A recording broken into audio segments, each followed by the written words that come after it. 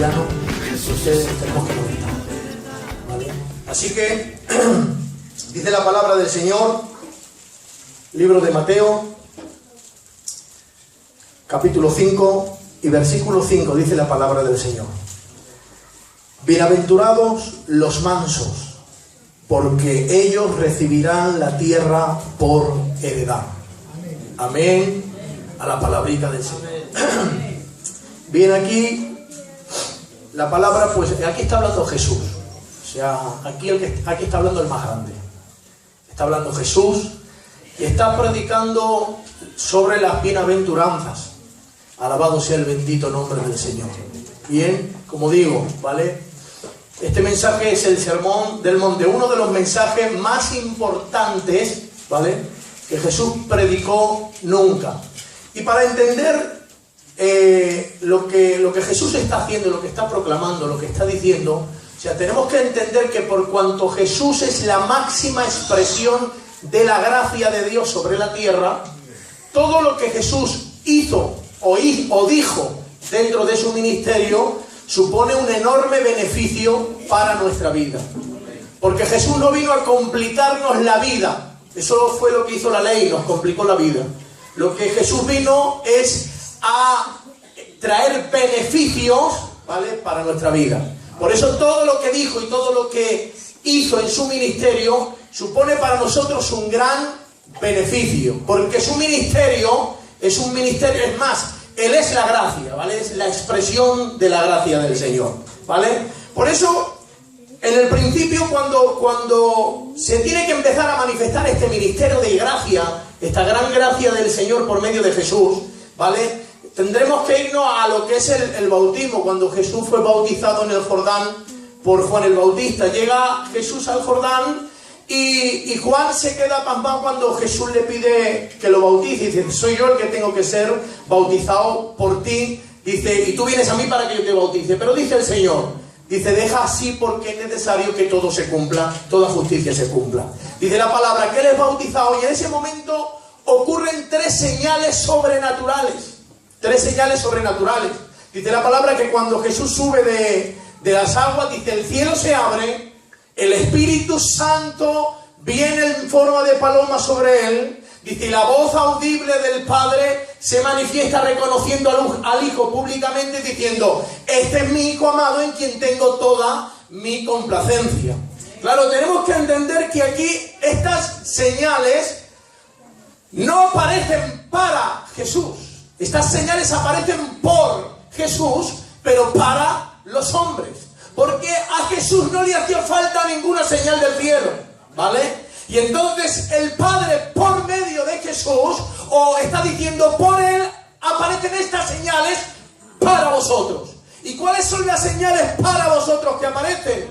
Es que el cielo se abre, porque el cielo estaba cerrado. Es que el Espíritu Santo viene, porque el Espíritu Santo no estaba.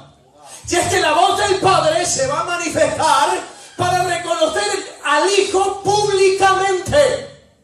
Y estas tres señales van en una misma vía. Está diciendo Dios desde el cielo: preparaos, ceñíos, apretaos el cinturón, porque la gloria que voy a manifestar nunca antes se ha manifestado. Y está diciendo: hasta ahora, mira, en otros momentos he manifestado gloria, pero lo que va a suceder ahora no ha tenido parangón ninguno en toda la historia de la humanidad. Y es que voy a manifestar la gloria de mi Hijo. Amén. Y no solamente voy a manifestar la gloria de mi Hijo, es que la voy a manifestar especialmente para los pecadores. ¿Cuántos pecadores en esta tarde hay en este lugar? Aleluya. Pues Dios abrió los cielos, trajo a la paloma y manifestó la voz del Padre para manifestarte a ti la gloria por medio de su Hijo. Amén. Dale un aplauso al Señor.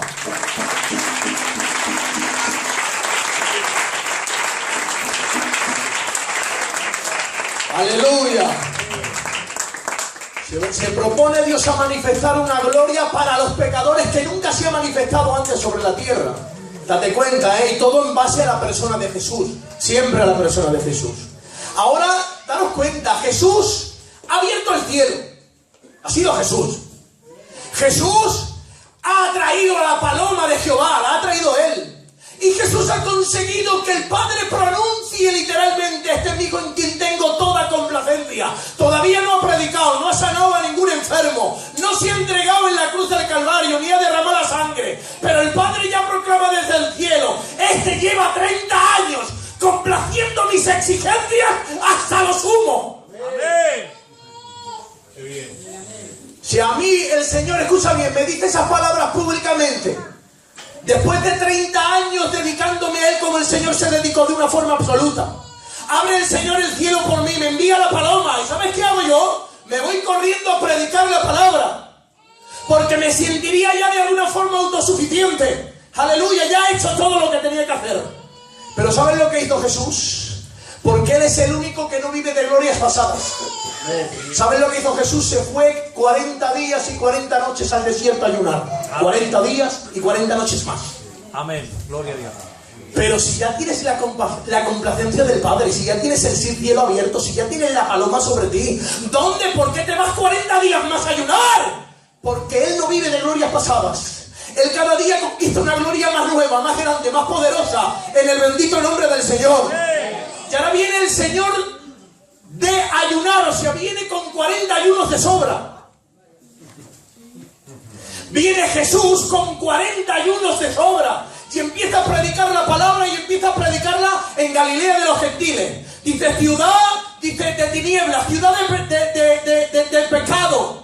¿Por qué? Porque como se han abierto los cielos para manifestar la gloria del Señor para los pecadores, Jesús no se va a cualquier sitio, se va al peor de los sitios. Porque la gloria de Dios brilla más en los lugares más oscuros. Y se va el Señor a predicar a Galilea. ¿Y qué predica? Dice que predica en el poder del Espíritu Santo, O sea, porque ahora va a ejercer lo que ha recibido en el Jordán. El cielo abierto, la paloma, la voz del Padre, ¿vale? Ahora lo único que va a hacer Jesús es empezar a ejercer lo que ha recibido en el Jordán. Por eso dice: viene en el poder del Espíritu Santo. Ya empieza a predicar en el poder del Espíritu Santo, y empieza a predicar: arrepentidos, porque el reino de los cielos se ha acercado. ¿Saben lo que está diciendo con el reino de los cielos se ha acercado? Está diciendo: por primera vez en la historia, y gracias a mí, vengo a traeros el reino. Amén. Porque el cielo se ha abierto, porque la paloma ha venido, porque el Padre manifiesta su gloria a través de mí. Dice: por todos esos motivos, ¿vale?, el reino ha llegado a la tierra. Dice: por lo tanto, arrepentidos. Este mensaje tiene dos características especiales. El primero es que es un mensaje de iniciación. Un mensaje de iniciación quiere decir que el que recibe este mensaje, Dios va a producir algo nuevo y a dar comienzo a algo nuevo en su vida. Aleluya. No que el que reciba el mensaje será capaz de comenzar algo nuevo. No. No está diciendo Dios: mira, te voy a dar el mensaje para que tú comiences algo nuevo. Porque a veces, mira, te pueden dar una cantidad de dinero muy grande, muy grande, para que comiences algo nuevo en tu vida, y por nuestra torpeza, ¿cuántas veces se ha visto? Gente con mucho dinero que por su torpeza tenía mucha posibilidad para comenzar una nueva vida, pero por su torpeza lo echaron todo de nuevo a perder. Por eso Jesús no está... Este mensaje de iniciación no tiene que ver con lo que tú serás capaz de hacer. Este mensaje de iniciación tiene que ver: si tú recibes la palabra, vas a ver lo que yo soy capaz de hacer en ti. Eso es un mensaje de iniciación, ¿vale? Lo que yo voy a ser capaz de hacer en ti. Y si Dios, estamos hablando de Dios, del omnipotente, alabado sea su nombre. El segundo es que por cuanto ha venido una tierra de pecadores, el mensaje es para todos, porque ha venido Jesús a predicarlo para todos. No es un mensaje que restringe a nadie, es un mensaje que está diciendo: el que se atreva a proclamarlo o a recibirlo, entrará dentro del reino. Por eso dice la palabra que, claro, predica Jesús y empieza a predicar con tanta gloria que la multitud se agolpa, la multitud entera empieza a clamar, la multitud entera empieza a levantar la mano, la multitud entera. Pero ves Jesús que dentro de la multitud, aunque todos levantan la mano, dentro de la multitud hay gente que ha recibido el mensaje, pero hay gente que no lo ha recibido. Por eso sabe Jesús que para predicar el siguiente mensaje tiene que separar a los unos de los otros. Por eso dice la palabra: y viendo Jesús a la multitud, dice, se fue al monte. se fue al monte. ¿Por qué te vas al monte? ¿Por qué los dejas? Porque sé que hay una consecuencia en el que ha recibido el mensaje. ¿Cuál es la primera consecuencia de los que reciben el mensaje? Es que cuando uno recibe el mensaje, lo primero es que el que ha recibido el mensaje va a ir en busca de Jesús. Hoy en día vamos detrás de la gente, busca al Señor, ora, tienes que ayunar, pero la palabra no nos dice eso. La palabra nos dice que Jesús predicó, arrepiéntete. Y cuando terminó de predicar se fue, sabiendo que los que habían recibido la palabra, a Él lo buscarían.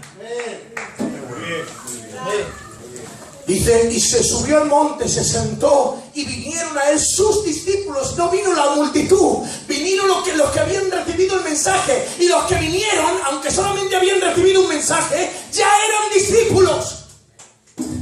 Porque todo el que se arrepiente es discípulo. Y Dios no concibe a un arrepentido que no sea discípulo. Un discípulo es aquel que quiere más, desea más, que quiere parecerse a Él, hablar como Él, predicar como Él, ser luz igual que Él. Amén. Aleluya. Y entonces Jesús se sienta, y cuando se sienta, como hemos dicho en estos días, está diciendo, voy a tocar un tema en gran profundidad. Está diciendo, ahí abajo se habla del reino de una forma superficial. Dice, pero ahora aquí arriba voy a tocar el mismo tema, pero en una profundidad que solamente está reservada para los que me buscan. Aleluya. Porque hay profundidades en los tesoros de la palabra y de las bendiciones de Dios que solo están reservadas para los que le buscan. Para los que suben al monte. Para los que le persiguen. Alabado sea el bendito nombre del Señor. Y abriendo la boca, aleluya, entramos en el tema diciendo, bienaventurados los mansos, porque ellos recibirán la tierra por heredad. ¿Puedes darle un aplauso al Señor?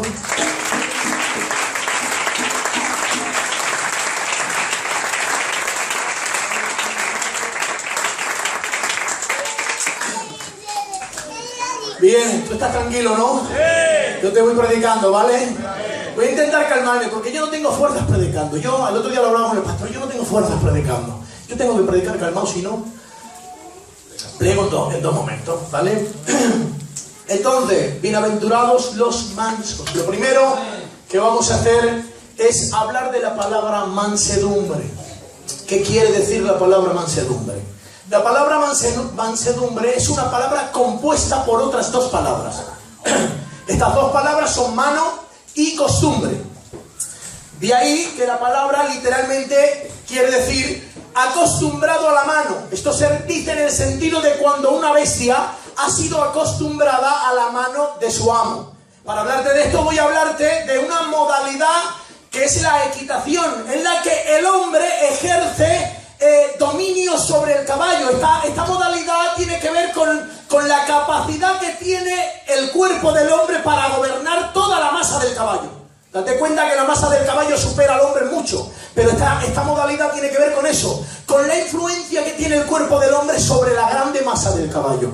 Alabado sea el bendito nombre del Señor. Amén. Dicen esta gente que entienden en estas materias que el caballo es tan sensible que es capaz de percibir hasta el más mínimo movimiento, hasta el más mínimo suspiro, aleluya, del que lo monta, de tal manera que llega un momento donde entran en un vínculo donde tienen hombre y caballo un mismo sentir, un mismo pensar. Cada uno siente y entiende lo que el otro está sintiendo y sintiendo o pensando en el bendito nombre del Señor. Claro, este vínculo, esta relación no nace de la noche a la mañana. Esto es algo que se produce a lo largo de muchas horas de entrenamiento, a lo largo de repetir una y otra vez el mismo ejercicio, una y otra vez. Y cuando pasan los días hay tanta comunión, hay tanto trato, se ha repetido tantas veces el mismo ejercicio, han entrenado durante tantas horas, que llega un momento donde el caballo se ha convertido en un experto interpretando lo que su amo le está pidiendo y sabe perfectamente cómo tiene que llevarlo a cabo. Es entonces cuando se dice que el caballo está acostumbrado a la mano del amo. Alabado sea el bendito nombre del Señor. Y es eso lo que significa la palabra mansedumbre. Claro, pero cuando hablamos de caballo y de jinete tenemos que espiritualizar el asunto. Cuando lo espiritualizamos, tanto el caballo como el jinete son dos factores que llevamos dentro. Por eso tenemos que entender que cuando hablamos de equitación estamos hablando del dominio y el control que ejerce el hombre sobre el caballo. Pero cuando hablamos de mansedumbre estamos hablando del dominio y el control que tiene que ejercer la voluntad sobre el corazón.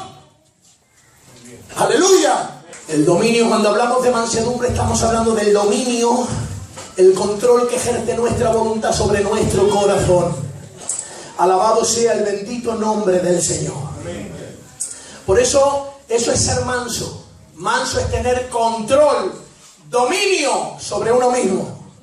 Manso es aquel que tiene la capacidad de no permitir que sus sentimientos lo gobiernen, ni que las circunstancias lo dominen. Manso es alguien que es capaz de caminar de una forma firme y estable en los mandamientos de la palabra bajo cualquier circunstancia.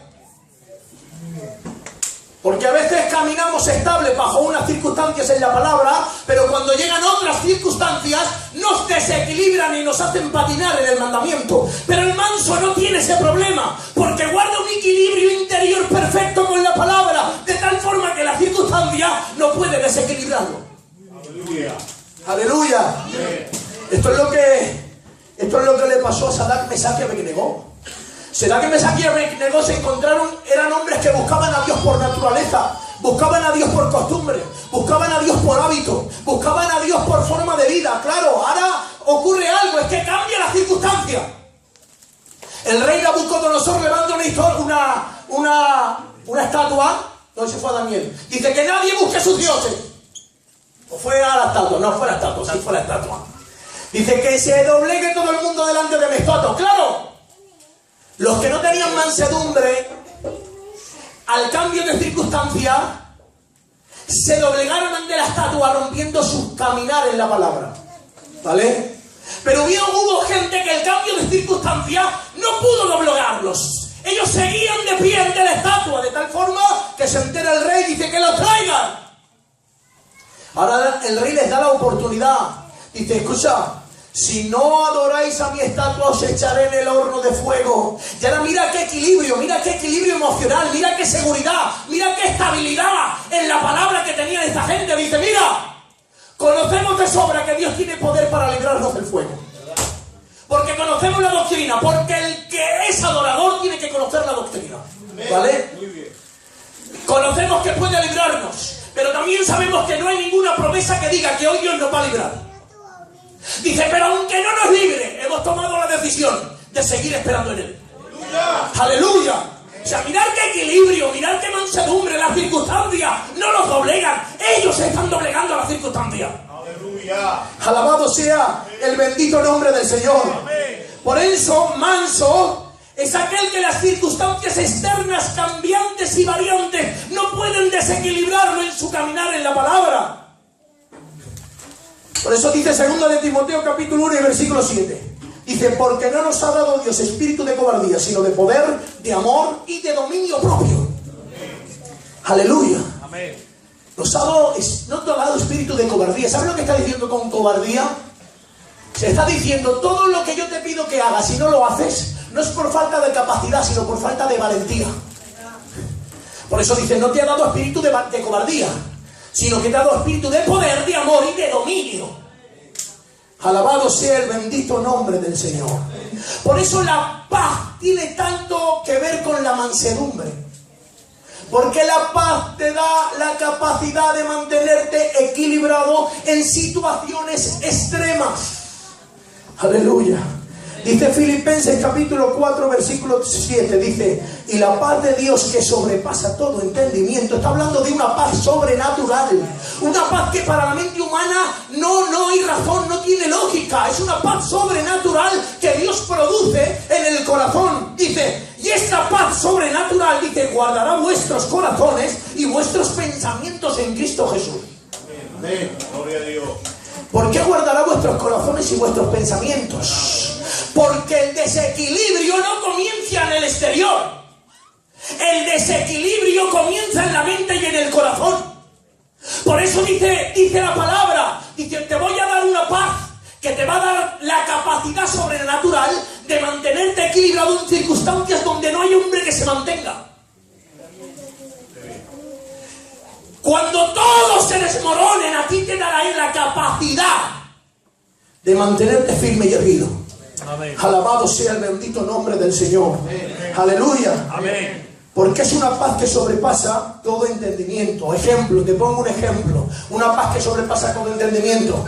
Es la paz de Esteban.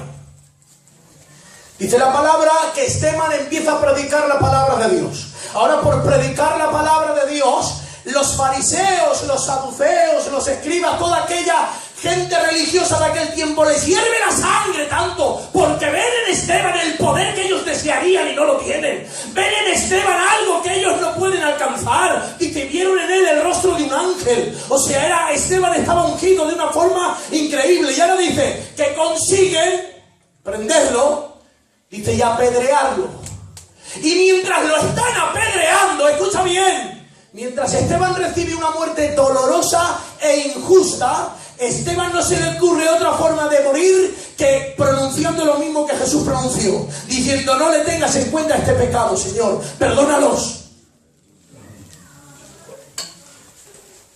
Ellos con ojos de odio, con manos de injusticia, empiezan a arrojarle una muerte dolorosa a alguien que no se lo merece. Y él recibe la oportunidad como un regalo diciendo, vosotros me matáis, pero yo estoy viendo el regalo de que me permitís morir pareciéndose a mi Cristo. Alabado sea el bendito nombre del Señor. Porque a veces uno guarda la calma mientras no tiene razón. Si es que no tengo razón, tengo que callarme, ¿vale? Pero la mansedumbre te permite y te da la capacidad de mantener la calma cuando lo que te están haciendo es totalmente una injusticia. Eres capaz de recibir la injusticia y usarla para darle la gloria a Dios. Ese es el poder de la mansedumbre. Amén. Alabado sea el bendito nombre del Señor. Dice la palabra del Señor, o mejor dicho, ¿vale? Vamos a entrar en otro apartado de la mansedumbre. Hemos hablado de que la mansedumbre es tener control y dominio sobre uno mismo. Pero hay otro término que tiene mucho que ver con la mansedumbre y vamos a tocarlo también para que este término nos aclare más todavía el concepto de la mansedumbre. Y es que mansedumbre no solamente nos habla de control, también nos habla de afinación. Porque de la misma forma que una guitarra desafinada desentona en todos sus acordes, de la misma forma un hombre desafinado desentona en todo lo que dice y en todo lo que hace. Incluso cuando tiene la razón no sabe usarla. Por eso muchas veces nos ha pasado que diciendo la verdad nuestra actitud nos ha hecho perder la razón. ¿Sí o no? ¿Por qué? Porque por cuanto somos pecadores y llenos de injusticia, no sabemos enfadarnos en la medida que corresponde cuando tenemos que enfadarnos.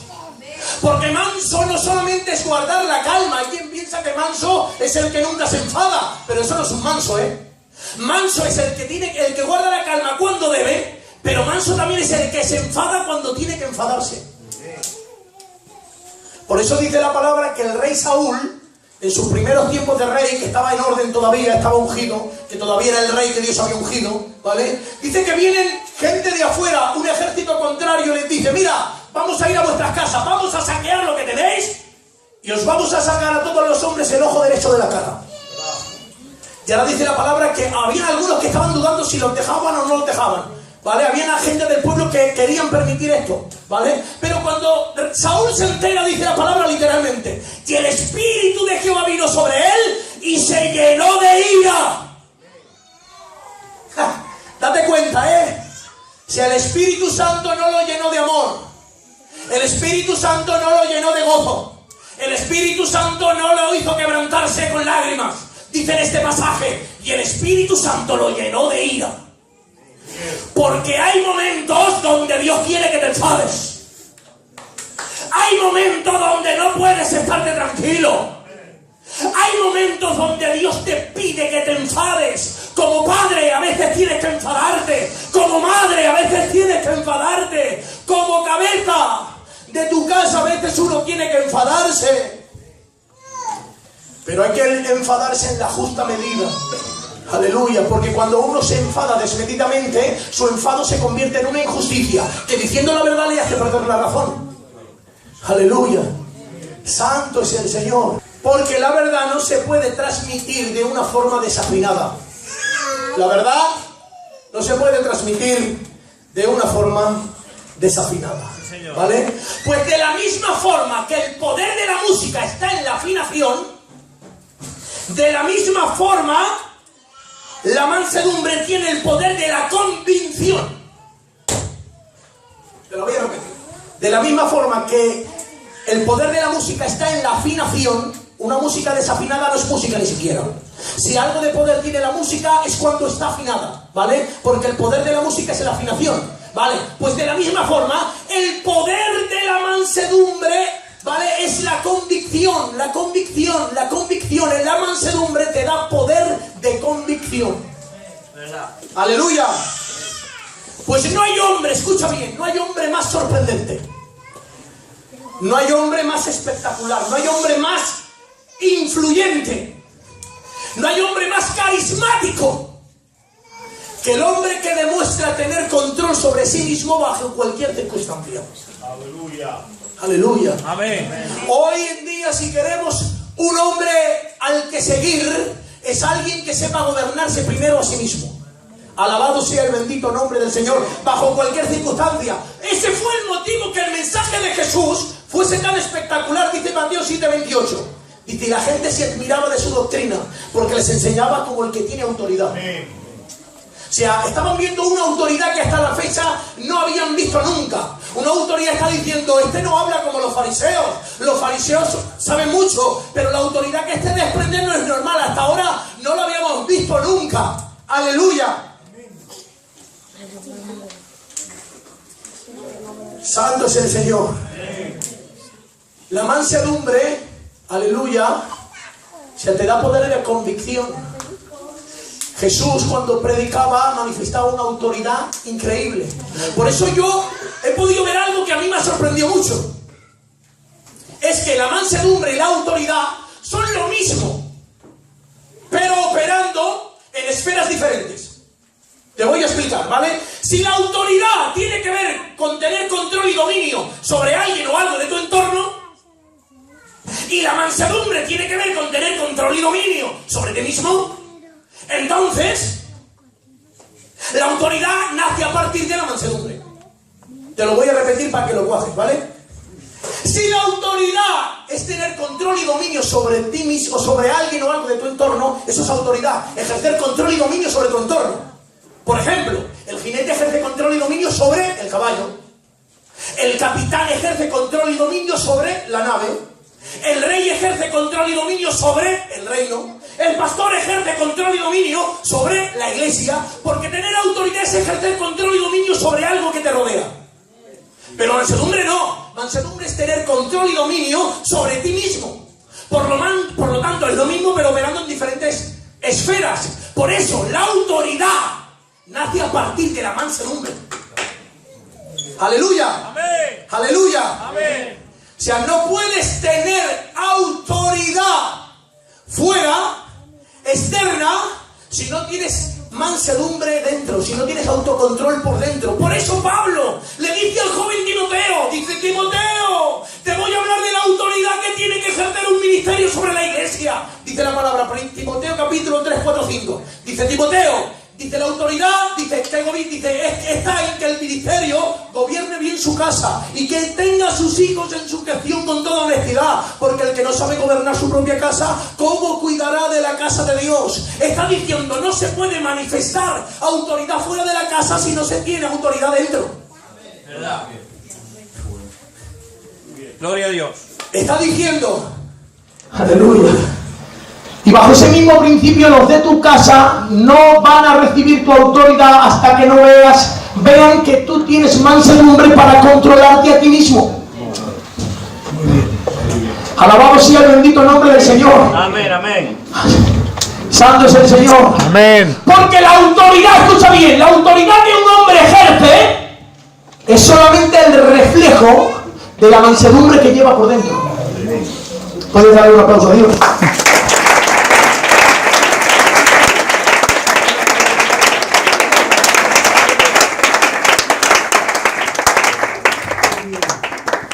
¿Sigo? Aleluya. La autoridad que un hombre ejerce por fuera es solamente un destello de la mansedumbre que alberga por dentro. Por eso cuando Jesús caminó por encima de las aguas, estaba dándonos la enseñanza y la relación que hay entre la autoridad de Jesús y la mansedumbre de Jesús. Dice la palabra, Mateo 14:22, dice que los discípulos cogen una barca. De repente se levanta una tormenta, la tormenta tan grande que, escucha bien, los discípulos pierden el control de la barca, lo pierden, han perdido el control de la barca.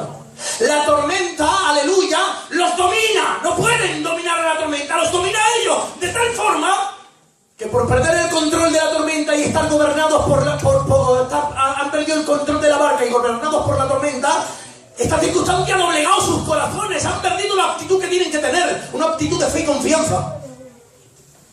Pero en medio de esa circunstancia de desorden, en medio de esa tormenta, en medio de la confusión, en medio de la fatiga, dice la palabra, y aparece Jesús caminando por las aguas, lleno de mansedumbre, lleno de confianza, lleno de calma, lleno de templanza. Aleluya. Y en cada paso que Jesús da sobre las aguas, está proclamando que su corazón está lleno de control, de dominio sobre la circunstancia que le rodea. Bien. Aleluya. Por eso cuando sube a la barca, si al Señor les da una enseñanza a sus discípulos, dice, por cuanto tengo la capacidad de andar de una forma equilibrada por encima de la tormenta, no he permitido que la tormenta me desequilibre, sino que yo he estado por encima de la circunstancia, por lo tanto ahora también tengo autoridad para ejercer dominio sobre ella. Y dice la palabra, y reprendiendo la tormenta se hizo grande bonanza. Amén. O sea, cuando reprendió uso de la autoridad que primero manifestó andando sobre las aguas de su mansedumbre. Amén. Aleluya. Gloria a Dios. Primero manifiesto la mansedumbre, luego ejerzo autoridad. Bien. Alabado sea el bendito nombre del Señor. Y aquí Jesús, escucha bien, dice la palabra, que aquí Jesús no está, esto no lo dice la palabra, es algo que yo he visto, ¿vale? No puedo decir que le he hecho la palabra, es algo que yo he visto aquí. Es que Jesús no está mostrando el poder de la palabra de Dios. Aquí lo que Jesús está mostrando es el poder de la palabra de un hombre cuando es manso. Por eso los discípulos, ojo al dato, dice la palabra, se asombraban diciendo, ¿quién es este hombre? Que aun los vientos y los mares le obedecen. Lo acaban de ver andando por encima de las aguas, y el milagro de andar por encima de las aguas, como que se olvidan del milagro y empiezan a hablar de la autoridad de su palabra. Pero a ver, si lo acabas de ver andar por encima del agua, lo normal es que hables del milagro, no de la palabra de autoridad. Pero es que resulta que era más sorprendente Jesús hablando que ejerciendo milagros. Era más sorprendente Jesús cuando hablaba que cuando ejercía milagros. Alabado sea el bendito nombre del Señor, porque tiene más poder de convicción el mensaje de un hombre manso que el milagro que se produce en un momento determinado. Amén. Aleluya. Aleluya. ¿Qué nos impide ser mansos? Aleluya. ¿Qué nos impide ser mansos? Claro, porque hemos hablado de la mansedumbre, pero ¿qué nos impide ser mansos? Aleluya. Para entender qué nos impide ser mansos, voy a ir rápido, ¿vale? Porque no quiero cansaros. Tenemos que entender cuál es el origen de la mansedumbre. Dice la palabra, Mateo 11:29. Dice, llevad mi yugo sobre vosotros y aprended de mí, que soy manso y humilde de corazón, y hallaréis descanso para vuestras almas. Aquí Jesús nos está mostrando que la autoridad del maestro no tiene que ver con su conocimiento, porque si no hubiera dicho aprender de mí, que soy el que más sabe de todos. Pero no dice aprender de mí porque soy el que más sabe de todo, sino que está mostrando la autoridad del maestro. Está diciendo, la autoridad del maestro realmente depende de la mansedumbre y la humildad de su carácter. Por eso cuando hablamos de mansedumbre y de humildad, tenemos que entender que son dos virtudes que no son independientes. Por eso lo que Jesús está diciendo en este texto es: aprende de mí que soy manso porque soy humilde. Aprende de mí que soy manso porque soy humilde. Eso es lo que el Señor nos está diciendo. Por lo tanto, el Señor nos está revelando que el secreto de la mansedumbre, ¿vale?, es que la mansedumbre nace de la humildad. Es imposible ser manso si no somos humildes. Alabado sea el bendito nombre del Señor. Aleluya. Es imposible ser manso si no somos humildes. Aleluya. Por eso dice Salmos 25:9. Mira qué texto, mira cómo relaciona la palabra humildad y la palabra manso. Aquí la palabra. Salmos 25:9. Dice Dios: encaminaré a los humildes por el juicio y enseñaré a los mansos su carrera.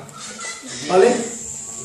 Encaminaré a los humildes por el juicio y enseñaré a los mansos su carrera. La palabra encaminar quiere decir el inicio de algo que tiene que desarrollarse hasta llegar a una meta. Y eso dice: encaminaré al humilde, el inicio de algo, ¿vale? Y la palabra dice: y lo enseñaré en su carrera, al manso le enseñaré su carrera. Aquí la palabra carrera tiene que ver con el aprendiz que se ha comprometido con el estudio de una materia hasta el punto que consigue sacarse la carrera. Por lo tanto, de la misma forma que el que se compromete con la medicina llegará a convertirse en médico, de la misma manera este salmo nos promete que el que se compromete y persevere en la humildad llegará a ser manso. Esto es así, ¿vale? La mansedumbre nace de la humildad. Pero tenemos un problema muy grande, ¿vale?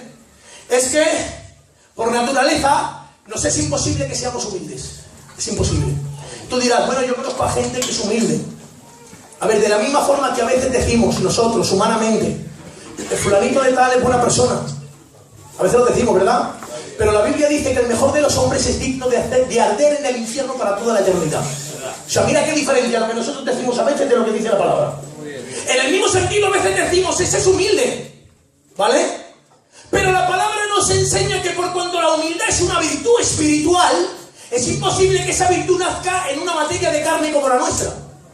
Por lo tanto, por naturaleza es imposible que seamos humildes. Entonces, ¿qué problema tenemos con la mansedumbre? El problema es que por naturaleza somos orgullosos. Por naturaleza. Por eso, los dos mandamientos más importantes de toda la ley van en contra de tu orgullo. Porque la palabra orgullo quiere decir amarse a uno mismo de una forma desmedida. Por eso la ley, con sus dos mandamientos más potentes, arremete en contra del orgullo del hombre, diciendo: amarás a Dios por encima de todo y amarás a tu prójimo como a ti mismo. Porque no permito que tu orgullo te gobierne. Tú no puedes amarte a ti de una forma desmedida. Tienes que amar a Dios por encima de todo y a tu prójimo como a ti mismo. Alabado sea el bendito nombre del Señor. Santo es Dios. Claro, por lo tanto, todos somos incapaces de ser mansos, porque somos incapaces de ser humildes, porque por naturaleza somos orgullosos. Aleluya. Lo que pasa es que cada cual lo manifiesta de una forma diferente. El orgullo tiene dos polos opuestos. De la misma forma, escucha bien, que el frío y el calor son dos extremos diferentes de la temperatura. El frío y el calor son dos extremos diferentes de la temperatura. De la misma forma, la vanidad y los complejos son dos extremos diferentes del orgullo. Por eso hay gente que se manifiesta con vanidad. ¿Por qué? Porque es una orgullosa. Y hay gente que va lleno de orgullos, con la cabeza que no se atreve ni a levantarla. ¿Por qué? Porque está lleno de orgullo. Porque tanto la vanidad como los complejos son dos extremos diferentes del orgullo. Te lo explicaré, ¿vale? Dicen los psicólogos, yo esto no me lo he inventado, yo he estado mirando qué dicen los psicólogos, digo, no sé que yo diga algo que no va acorde, ¿vale? Porque la psicología tiene que ayudar a la palabra. O sea, la psicología es buena y estas materias, la ciencia es buena siempre que la pongamos por debajo de la palabra. Si va por debajo de la palabra y cubre lo que la palabra está diciendo, quiere decir que es bueno. Ahora no podemos poner ni la psicología ni la ciencia por encima, como diciendo, me habéis entendido, ¿verdad? Alabado sea el bendito nombre del Señor. Entonces, según la psicología, dice, ¿vale?, que cuando el orgulloso ve virtudes en él mismo, se llena de vanidad maltratando a los que tiene fuera. Pero cuando el orgulloso se mira y no contempla ninguna cualidad, o contempla que sus cualidades son inferiores a las del resto, bajo quizás su punto de vista, lo que ocurre es que este orgulloso no castiga a los de afuera, se castiga a sí mismo por ser inferior. O no por ser inferior, porque piensa que es inferior. Porque el orgulloso no acepta otra cosa que no sea la perfección. Yo tengo que ser el mejor. Tengo que ser la que mejor cante, tengo que ser el que mejor predique, tengo que ser el que mejor casa tenga, el que mejor coche tenga, ¿vale? Y si no tengo capacidad de lograrlo, soy un acomplejado, me castigo a mí mismo cada día, diciendo no sirves, no vales, no puedes quedarse. Porque la vanidad castiga a los de afuera, los complejos es el orgullo castigándote a ti mismo. Porque no te consientes tener defectos, no consientes que haya alguien mejor que tú. Y a eso se le llama orgullo. Por eso tanto la vanidad como los complejos son fruto del orgullo, pero en polos opuestos. Y a veces no eres manso por vanidad, y a veces no eres manso por complejo. Pero la mansedumbre no permite ni que tus virtudes te envanezcan, ni que tus defectos te acomplejen. La mansedumbre te hace mantenerte equilibrado. Sabiendo que no eres el mejor, pero tampoco eres el peor. Sabiendo que no lo sabes todo, pero hay muchas cosas que sí que sabes. Muy bien. Dijo un estudio científico, una encuesta, que cada uno de nosotros, cada uno de los seres humanos es capaz de hacer algo 10.000, o sea, mejor que 10.000 otras personas. Todos. Esto lo dice un estudio, ¿eh? Todos somos capaces de hacer algo mejor que otros 10.000. Por lo tanto, ¿vale? Que tus defectos no te acomplejen, hay algo en lo que tú eres mejor que 10.000. Y Dios quiere usar esas virtudes para su gloria. Alabado sea el nombre del Señor. Y estoy en la recta final, ¿vale? Estoy en la recta final, ya tengo que terminarlo, ¿vale? ¿Lo termino? Sí. Sí. Vale, lo termino, venga.